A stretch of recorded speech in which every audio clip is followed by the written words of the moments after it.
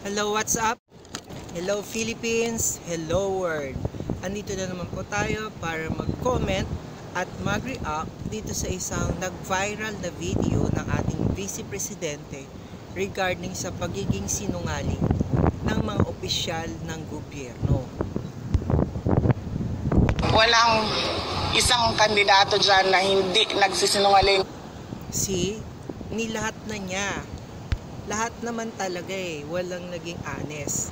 Lahat sila naging sinungaling. Kaya hindi dapat nagiging issue ang honesty ngayon.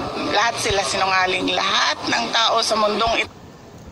Very true naman lahat sila sinungaling. Yung mga nangako na ganito ang gagawin, yung sinabi na 3 months lang or within 6 months, maalis ang droga. Kasinungalingan pa rin yung ini-spread nyo. Yung mga gusto nyo puro mga confidential fund, pero wala naman kayong sinasabi kapag isyung China na ang pinag-uusapan. May nasabi ka ba sa West Philippine Sea? Wala. Paano mo sinasabi na security ng tao? Nagsinungaling ka rin. Ito, sinungaling. Walang. Tapos ngayon nilalahat mo na lahat ng tao sa buong mundo. Lahat talaga naman ng tao sa buong mundo sinungaling. Depende na rin yan sa pagiging sinungaling nila.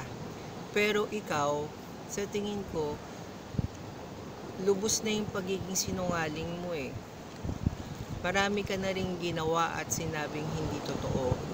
Marami nga sa opisyal ng bayan natin o dito sa Pilipinas na totoong sinungaling. Kaya nga tayo ibinoto ng mga mamamayan kasi alam nila at umaasa sila na lahat ng mga sinabi at mga pinangako nyo, tutuparin nyo. Pero ano na yan ngayon? Lahat ng pangako nyo, napako.